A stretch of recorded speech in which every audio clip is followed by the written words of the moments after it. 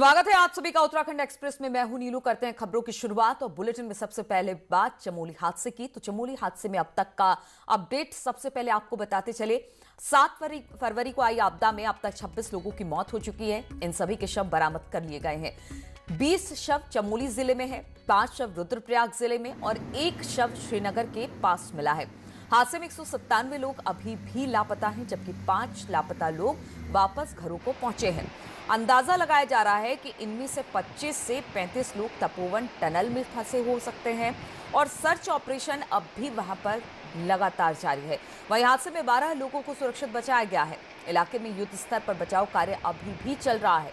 तपोवन में hydro project की tunnel में राहत का काम जारी है। बताया जा रहा है कि यहाँ पर 35 लोग फंसे हो सकते हैं और मशीनों के जरिए यहाँ पर राहत बचाव कार्य अब भी जारी है। तो तस्वीरें हम आपको दिखा रहे हैं किस तरह से तपोवन टनल की तस्वीरें हैं, जहां पर लगातार आईटीबीपी, एनडीआरएफ, एसडीआरएफ की टीम मौजूद है और वहां पर टनल को खोलकर जो 30 से 35 लोग फंसे हुए हैं उनको निकालने के काम में जुटे हुए हैं। हालांकि अब भी वहां पर रेस्क्यू ऑपरेशन जारी है क्योंकि लोग वहां पर फंसे हुए हैं। इसके अलावा अलग अलग जगहों से शव बरामद हुए हैं। 197 लोग अब भी लापता बताए जा रहे हैं। तस्वीरें हम आपको दिखा रहे हैं किस तरह से 7 तारीख के दिन ये जल प्रलय आया और दूसरी तस्वीर जो टनल में लोग फंसे हुए हैं वहां पर अब भी रेस्क्यू ऑपरेशन जारी है।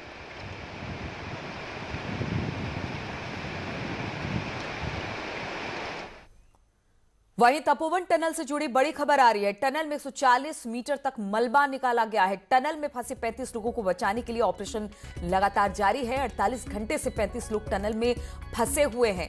तो 140 टन मलबा, आप मलबे को समझ सकते हैं कि कितना भारी मलबा है।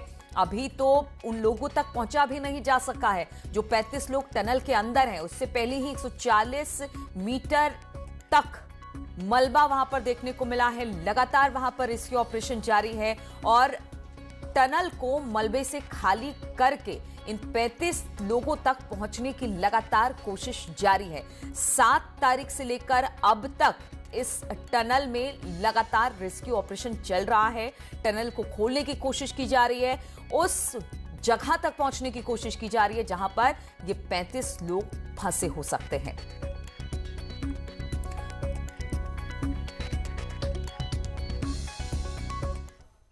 और चमोली में भयानक आपदा आई है और तबाही के कई वीडियो भी सामने आए हैं। अब चमोली के तपोवन बैराज के अंदर की तरफ की पहला वीडियो सामने आया जो बेहद ही डरावना है। यह वीडियो तपोवन बैराज का है। यहां पर अचानक पानी बढ़ने लगा। तपोवन बैराज में उस वक्त कई लोग मौजूद थे, वहां पर काम चल रहा था और एक ट्रक भी वहां पर मौजूद था। इसी दौरान पानी का बहाव बढ़ने लगा तो अफरा तफरी सी मच गई। अचानक पानी बढ़ने के बाद लोगों ने भागना शुरू किया, यहां तक कि ट्रक को भी छोड़ना पड़ा और लोग भागे। इस दौरान लोग भागते रहे। कुछ लोग जो भाग पाए उन्होंने तो जान बचाई। इसी दौरान कुछ लोग पानी के साथ बह गए। तपोवन बैराज भी इसी पानी की भेंट चढ़ गया और वहां पर मौजूद गाड़ियों का जो सारा का सारा सामान बहकर पानी अपने साथ लेकर चली गई। ये वीडियो आप जो देख रहे हैं बैराज के अंदर की तरफ से है, जिसमें लोगों को भागते हुए साफ तौर से देखा जा सकता है और पानी अपने साथ सब कुछ बहा कर ले गई। सिर्फ न्यूज 18 पर आप ये वीडियो देख रहे हैं। आगे ऊपर आगे। और वहीं सीएम थोड़ी देर में चमोली के लाता गांव पहुंचने वाले हैं, जहां पर प्रभावित गांव के लोगों से सीएम की मुलाकात होनी है। तो तपोवन टनल में लगातार ऑपरेशन जारी है और इस बीच लाता गांव पहुंचने वाले हैं मुख्यमंत्री। लोगों से मुलाकात करने वाले हैं। लगातार इस आपदा की घड़ी में सीएम लोगों से बातचीत कर रहे हैं, रेस्क्यू ऑपरेशन का जायजा ले रहे हैं और एक बार फिर से सीएम थोड़ी देर में लाता गांव पहुंचने वाले हैं, जहां पर प्रभावित गांव के लोगों से सीएम की मुलाकात होने वाली है।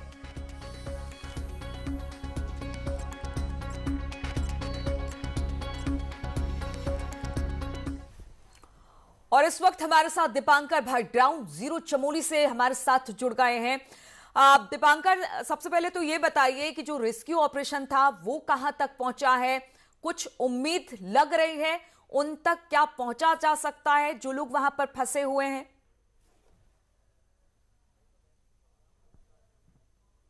नीलू, अभी तक जो ऑपरेशन चला है लगभग 36 घंटे ज्यादा का वक्त ऑपरेशन को हो चुका है और 48 घंटे इस आपदा को हो जाएंगे 10 बजे के आसपास। मेरे कैमरा पर्सन अगर आपको दिखा पाए, यहां से जो लाइट्स आपको हेलोजन लाइट्स दिख रही हैं यहां पर जलती हुई, ये नदी का किनारा है और वो लाइट्स में उसी टनल पे इस वक्त काम चल रहा है। रात भर उस पर काम चला है। 140 मीटर तक अभी आर्मी और आईटीबीपी पहुंच पाए।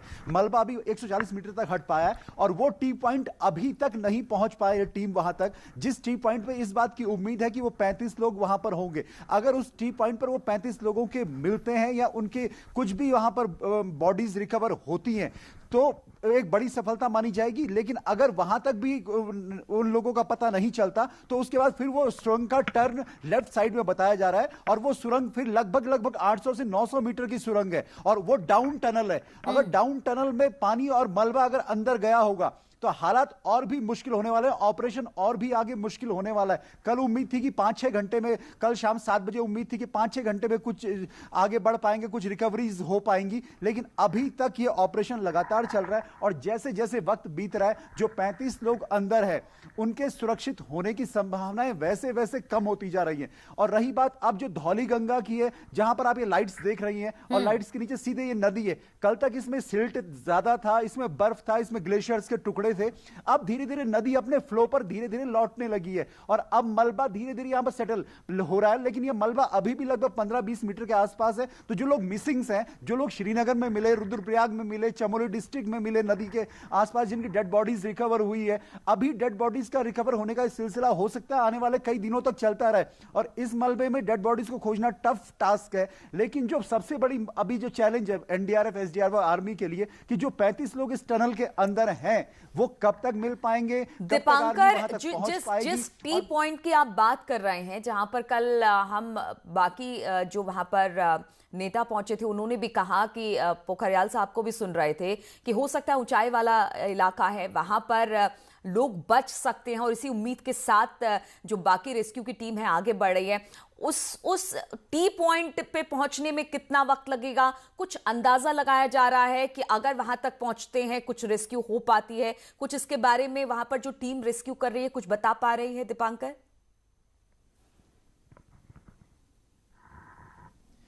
कल शाम तक जब 7 बजे के आसपास जो बातचीत हुई और जब मुख्यमंत्री त्रिवेंद्र सिंह रावत भी यहां पर आए थे उस वक्त तक ये बात थी कि लगभग 60 मीटर का और पैच बचा हुआ है, 60 मीटर को क्लीन अगर कर लिया जाएगा तो उसका हो सकता है कि टी पॉइंट तक टीम पहुंच जाए। लेकिन रात भर ये ऑपरेशन चला है और अभी भी टीम टी पॉइंट से लगभग 50 से 60 मीटर अभी भी दूर है। यानी आप इस तरीके से समझिए नीलो, अगर कोई आम आदमी समझना चाहे कि किसी पाइप हो और पाइप में पूरी तरीके से पाइप पैक हो, उस पैक पाइप में से आपको मलबा भी निकालना है, उसमें पत्थर भी हैं, मिट्टी भी है और फिर उस टनल में वहां एक गाड़ी अगर अंदर जाएगी मलबा निकालने तो वो गाड़ी फिर बाहर भी आएगी। फिर अंदर कीचड़ वहां बहुत ज्यादा है। कल हम जब हमसे लोग गए थे वहां पर तो वहां पर कीचड़ बहुत ज्यादा है और कीचड़ के बीच में आईटीबीपी के जवान हो, फिर वहां पर जो लकड़ी के पट्टे होते हैं, लकड़ी के पट्टों से वहां अंदर रास्ता बनाया गया है। लेकिन ये ऑपरेशन सबसे टफ ऑपरेशन होने वाला है यहां पर आर्मी के लिए, कम से कम इस आपदा के दौरान। और ये कब तक चलेगा अभी इस पर कुछ भी कह पाना दीपांकर, 197 लोग अभी भी मिसिंग हैं, उनका अब तक कुछ पता नहीं चल पाया है। क्या उनके बारे में किसी तरह की कोई खबर है, कहीं से रेस्क्यू किया गया है या फिर डेड बॉडी बरामद की गई है या कुछ लोग अपने घरों की तरफ लौटे हैं, कुछ इस बारे में जानकारी?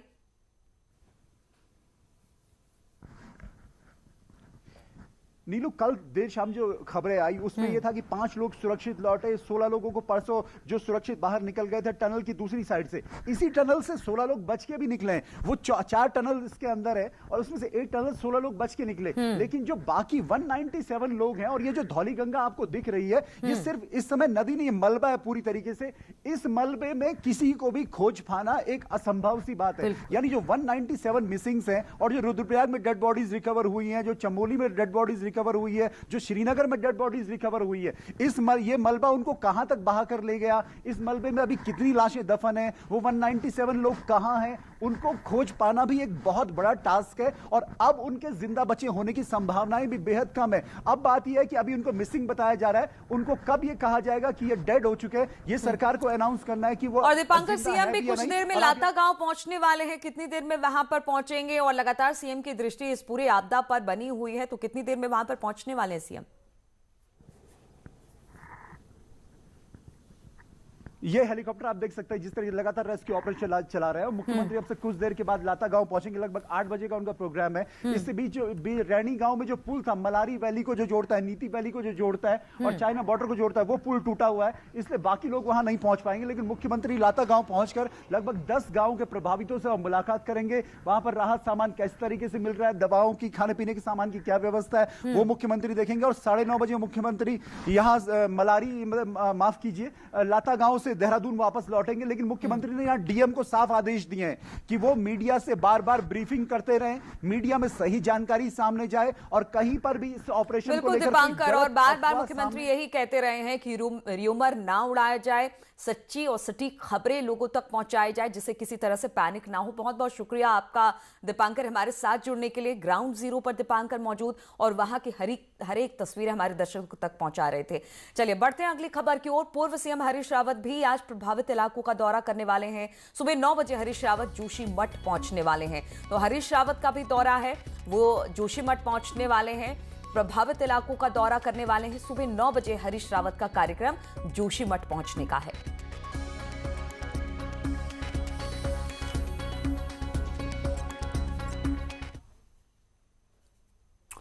और चमोली के तपोवन की आपदा में जो कुछ हुआ वो सिर्फ 1 मिनट में हुआ और 1 मिनट में पूरा मंजर बदल गया। अब सिर्फ तबाही के निशान बाकी हैं।